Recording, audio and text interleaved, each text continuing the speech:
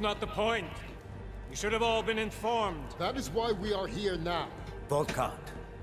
What's done is done. The broad strokes of the operation were very clear and haven't changed. There are always adjustments that will occur in the field. You should know that. Adjustments? Those were not mere adjustments. Interpol was more capable than we anticipated. They have a new augmented agent by the name of... Adam Jensen. who we believe may have had external help. Possibly by the Juggernaut Collective, or even Janus directly. We're looking into it, but we... All that is speculation at this point. Let's find out more and reconvene later this week. Thank you, everyone. That'll be all. The Illuminati. It's your own fault. I'm aware of that, Doctor. Elizabeth sends her regards. Oh, what? Report. Overall, the subject seems quite well adjusted despite the massive traumas he's experienced. And his memories are still consistent with the program. He is remarkably stable. Excellent. Fine. How close is he to contact with Janus? Very. It's only a matter of time.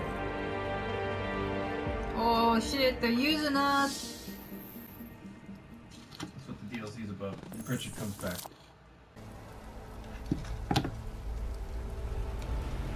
Spokes and two wheels. Santo CEO Nathaniel Brown took to the stage today to praise Interpol and TARDIS security services for thwarting there's what more in could the have been a fridge. major terror attack during his Safe Harbor convention last week. Interpol has confirmed that a group of radical terrorists linked to the Augmented Rights Coalition That's why wired he's so the hard. residential towers surrounding Apex Center with enough explosives to destroy 2 city blocks. As shocking as that fact turns out to be, Brown had only this controversial opinion to give. We must not make rash decisions based on fear, nor should we allow a vocal minority to dictate our future. The Human Restoration Act is a perversion of all the United Nations stands for. In time, I believe saner minds from the Security Council will prevail. Strong words from a man with an even stronger bank account. Let us see if his prediction proves true. This is Eliza. Hey, are you even listening to this? We won! From Pike. Did we? We completely disrupted their plan. Marchenko, the Orchid, the bombs. We've been under too long, man. Time to come up for air. Take a breath. Janus messaged me last night, said Brown's been lobbying like a champ. He and the people you saved know the act isn't a solution. Picus will talk around it as long as they can, but that thing is finished. Janus always seems to have the inside track. Except when it really matters. Miller, right? I'm sorry, Adam. I really did think he was working for the Illuminati. For a while, we both did. By the time I realized he was innocent. We can't change the past. We have to keep going. What are you thinking? How many more plans do they have in motion? How many more soldiers like Marchenko are waiting for the call? Don't call him a soldier. He was a thug, man. Soldiers have a code of honor. Soldiers follow orders, too. He was prepared to obey his, no matter the consequences. Sounds like you're sorry he's dead. He made his choice, I made mine.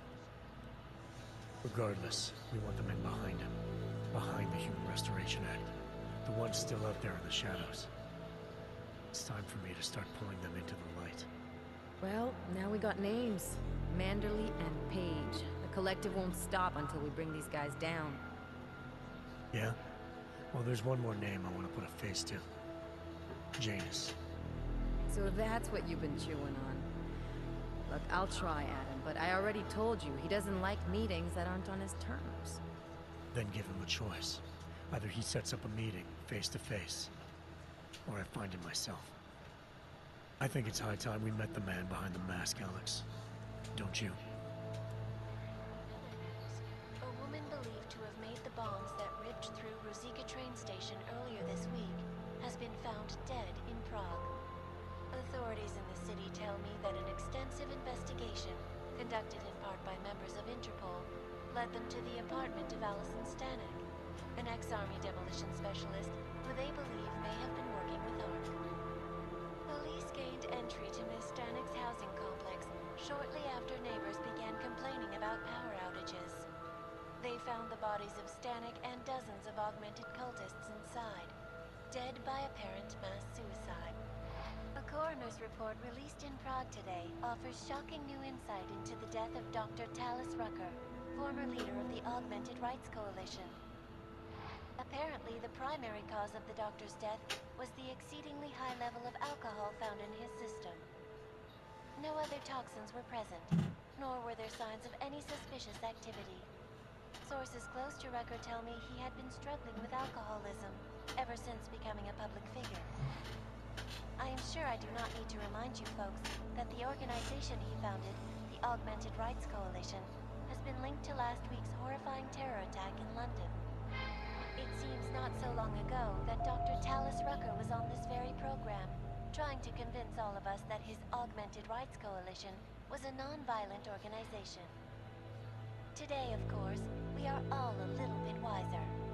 It did not take long for ARC to reveal its true colors once Dr. Rucker was dead. Since last week's attack, the United Nations has officially labeled ARC a terrorist organization. As we speak, brave state police officers in the Czech Republic are raiding ARC-controlled compounds inside the Udalek complex. We can only imagine what instruments of terror they will find. The Diwali criminal organization is under intense scrutiny this evening for their role in the London attack. Evidence uncovered by Interpol indicates that high-ranking members of the chapter in Prague supplied weapons and logistical support to ARC terrorists. Among those being sought for questioning is Radic Nikoladze, leader of the Diwali's Prague chapter. Sources close to the man tell me, however, that Nikoladze has gone off the grid, and it is unlikely he will ever be found. An indication of guilt, perhaps? Join the online discussion and let us know what you think. News out of Paris today, where a sharp rise in illegal underground publications may have links to a prison escape recently orchestrated in Prague. Last week, Czech state police were holding members of the underground news group Samostat on charges of disturbing the peace, human trafficking, and media terrorism. The radicals escaped their holding cell, however, and are believed to have subsequently made their way deeper into Western Europe. Shortly after their escape, a radical publication called Silhouette began appearing throughout France. Has Samostat rebranded itself as Silhouette? I am sure you will agree with me on this one, folks, no matter what name these people go by. There is nothing more dangerous than the spread of false news. Turning our attention now to a more colorful story.